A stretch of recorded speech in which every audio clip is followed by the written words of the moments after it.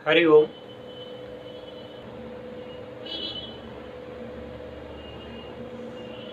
हमने अभी एक वीडियो डाला था सिद्धि प्राप्त का गोपनीय रहस्य पार्ट 1। ये उसका दूसरा भाग है। जैसा कि आप सभी लोग जानते हैं कि 8 प्रकार की सिद्धियां पाई जाती हैं। मुख्यतः 8 प्रकार की सिद्धियां हैं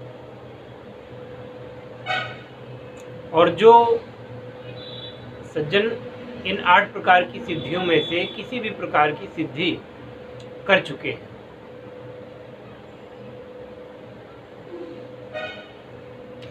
जैसे महिमा, अणिमा, लघिमा इत्यादि जो 8 सिद्धियां हैं, इसमें 8वीं सिद्धि है ईशत्व। तो इस सिद्धि को प्राप्त करने के बाद में व्यक्ति देवताओं के समान, बल्कि कहें कि ईशत्व आ जाता है, ईश्वर के समान ही कार्य करने में सक्षम हो जाता है। जितनी डिग्री तक वो वहाँ बढ़ा होगा उतनी सिद्धि उसको प्राप्त होगी। कालांतर में इनकी मृत्यु के पश्चात इन्हें लोग देवों की श्रेणी में रखते हैं और इनका पूजन इत्यादि करते हैं। कई सारे योगीजन जो देह का परित्याग कर चुके हैं, कई सारे सिद्धगण जो देव अपनी देह का परित्याग जिन्होंने अभी नहीं किया है या कर चुके हैं, कई ऐसे तांत्रिक गण जिन्होंने देह का परित्याग नहीं किया है या कर चुके हैं। ऐसे लोग, इनमें जब इतनी शक्ति आ जाती है तो ये पूजनीय बन जाते हैं और लोग इनकी पूजा किया करते हैं। और ये लोग भी अपने जो उनके भक्त होते हैं, जिनको मानते हैं, उनको अपनी उस असीम शक्ति से जहाँ से वो जुड़े होते हैं कुछ कृपा स्वरूप लोगों को प्रदान करते रहते हैं।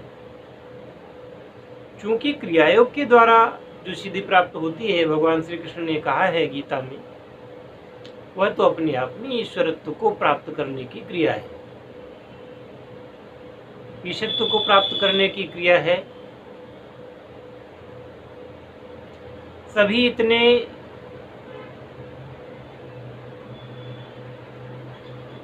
न तो मेहनती होते हैं न इतने भाग्यशाली होते हैं जो ईशत्व की क्रिया को प्राप्त कर सकते हैं। और बहुत सारे ऐसे लोग हैं जो ईशत्व को प्राप्त हो चुके हैं, वह समाज से कट करके रहने लगते हैं, समाज से दूर चले जाते हैं।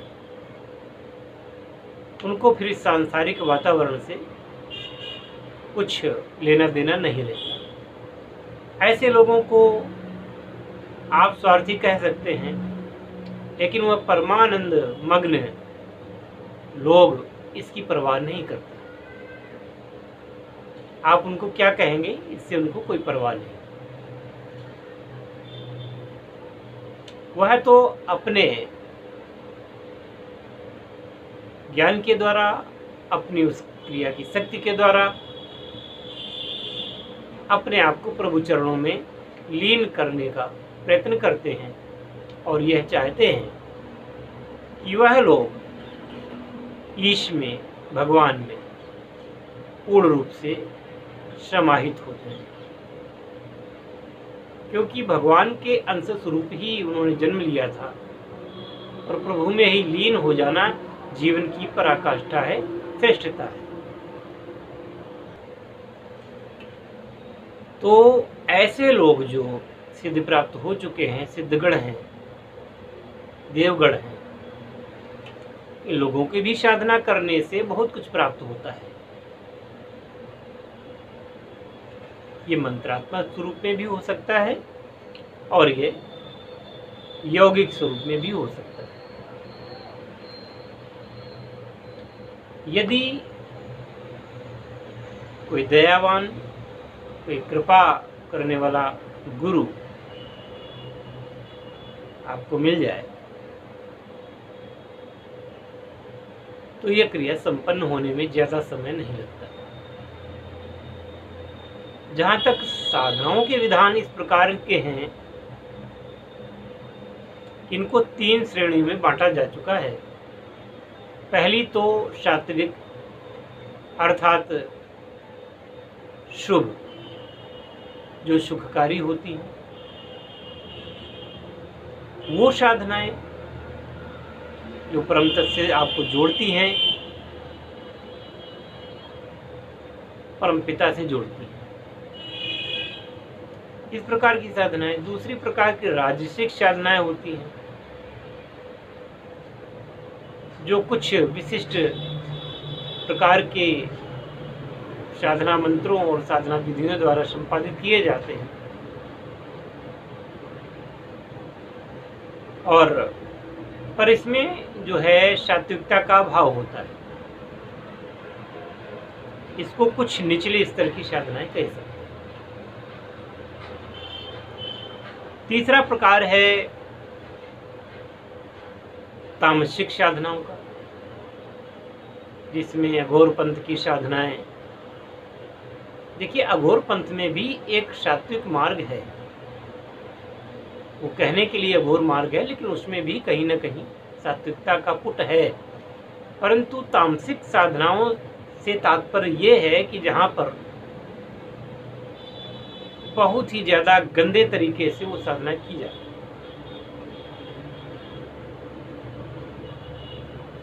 यह उन देवी देवताओं या उन राक्षसों या उन यक्षिणियों या उन पिशाचों की साधना लोग जो करते हैं, जिनका खुद का अपना कोई चरित्र नहीं होता। चरित्र से तात्पर्य ये है, थोड़ा जबान फंस गई थी। चरित्र से तात्पर्य ये है कि उसका खान पान अच्छा नहीं है, अभक्ष्य पदार्थों का सेवन करता है। जैसे मान लीजिए किसी को आप देवता कहते हैं, उसको आप मांस की बलि देते हैं, उसको आप मदिरा की बलि देते हैं, उसको अंडे की बलि देते हैं, उसको है ना किसी जीव की हत्या करके बलि देते हैं। ऐसी अवस्था में उस साधना को घोर तामसिक कहा जा सकता है, घृणित साधना कहा जा सकता है। ऐसी साधना में आपको सफलता तो शीघ्र मिल जाएगी, जल्दी मिल जाएगी, परंतु यह साधना करने के बाद जीवन में भी और जीवन के बाद भी आपको घोर कष्टों का ही सामना करना पड़ेगा। और जिस देवी या देवता की साधना करने के लिए आपने उन निरीह जानवरों की बलि दी थी,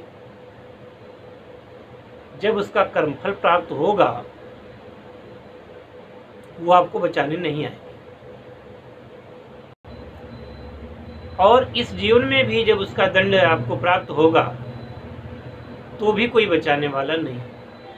इसलिए इनको तामसिक साधनाएं कहा जाता है।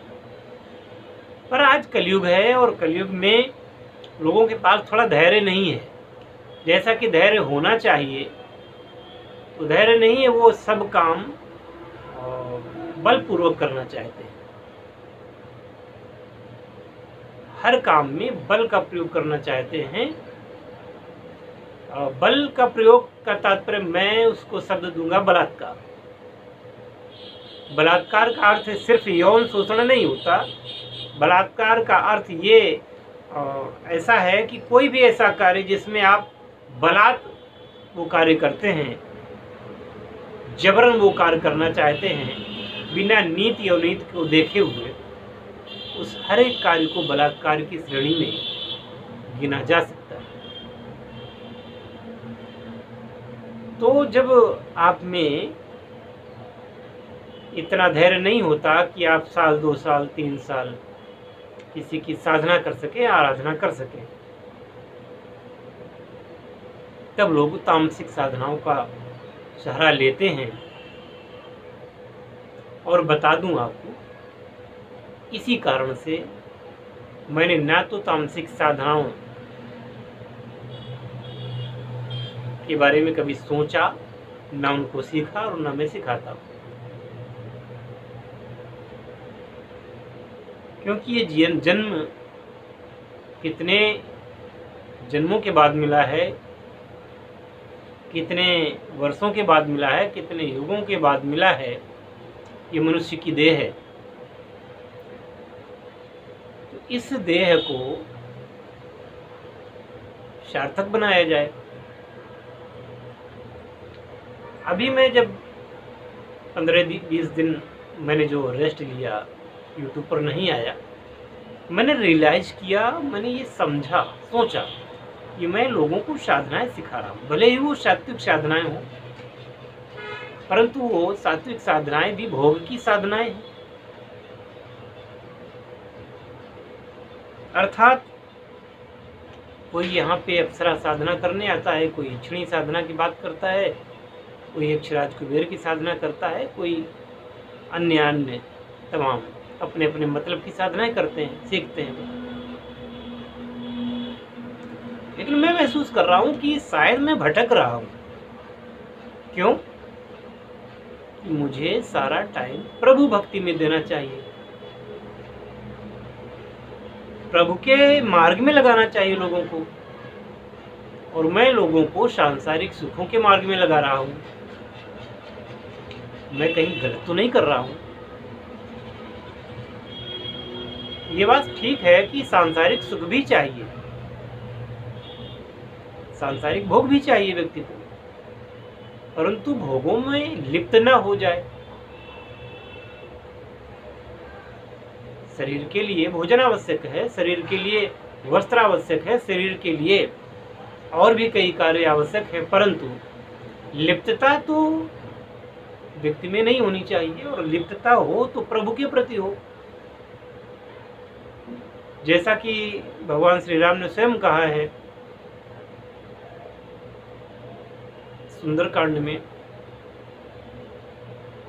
और इसी प्रकार से भगवान श्री कृष्ण ने भी कहा है श्रीमद् भगवद गीता में कि तू मेरी शरण में आ जा। वो बात एक ही है। भगवान राम और कृष्ण अलग अलग नहीं है, वो एक ही है। तो परमपिता जब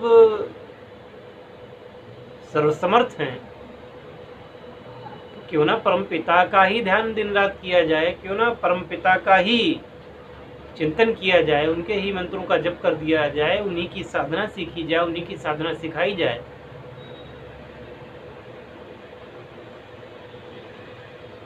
मैंने चिंतन किया और मुझे ऐसा लगा कि शायद मैं प्रभु भक्ति के अलावा भी कुछ कर रहा हूँ, तो मुझे इसमें थोड़ा सा तब्दीली लानी चाहिए, थोड़ा सा मुझे परिवर्तन लाना चाहिए, और केवल सुखों के पीछे भागना या लोगों को लगा देना यही एक मार्ग नहीं है।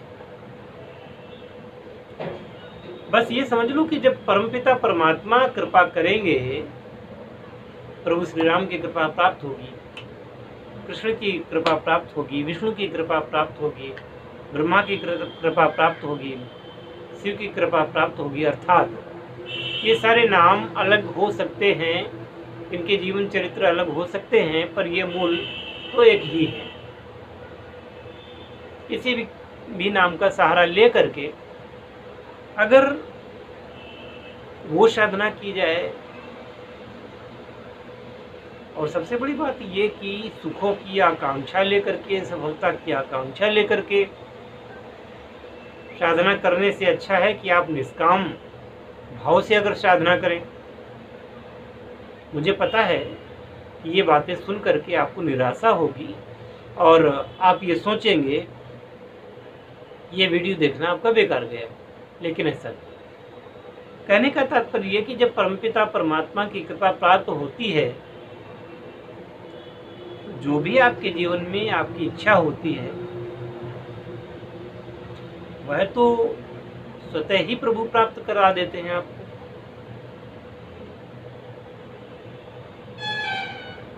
इसके लिए आप चाहे तो योग मार्ग को अपना लें। तो मेरा ये मानना है कि आप साधना करना चाहें तो सांसारिक सुखों के लिए साधना कर सकते हैं, मैं सिखाऊंगा। परंतु मुझे ऐसा लगता है कि अब मुझे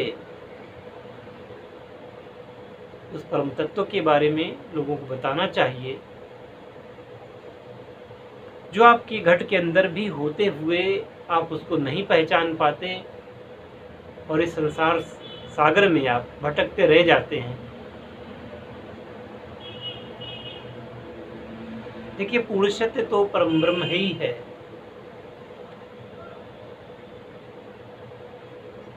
मेरे मुख से निकली हुई भाषा ये माध्यम है।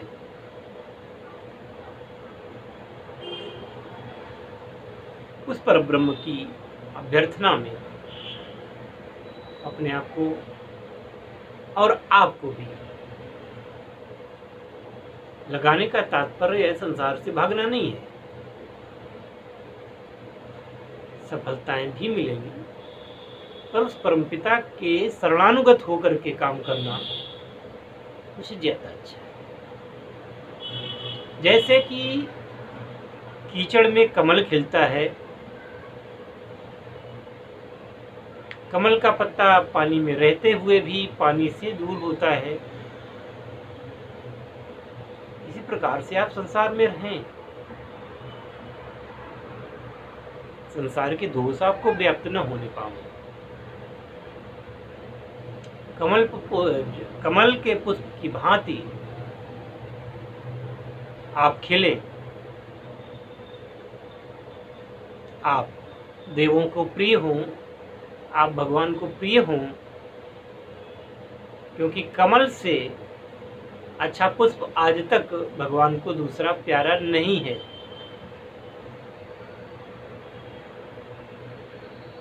अपने आप को आप कमलवत बनाएं। मुझे ऐसा लगता है कि इसके बाद कुछ कहने की आवश्यकता नहीं रह जाती।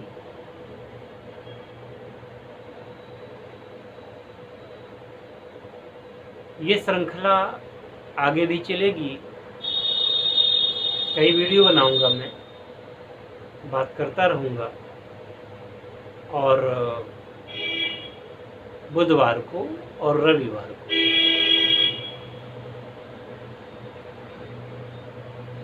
लाइव प्रसारण देखना ना भूलें, शाम 7 बजे। लेकिन एक शर्त ये भी है कि ज़्यादा से ज़्यादा लोग लाइव प्रसारण में आया करें। और लाइव प्रसारण में जो लोग आया करें तो कम से कम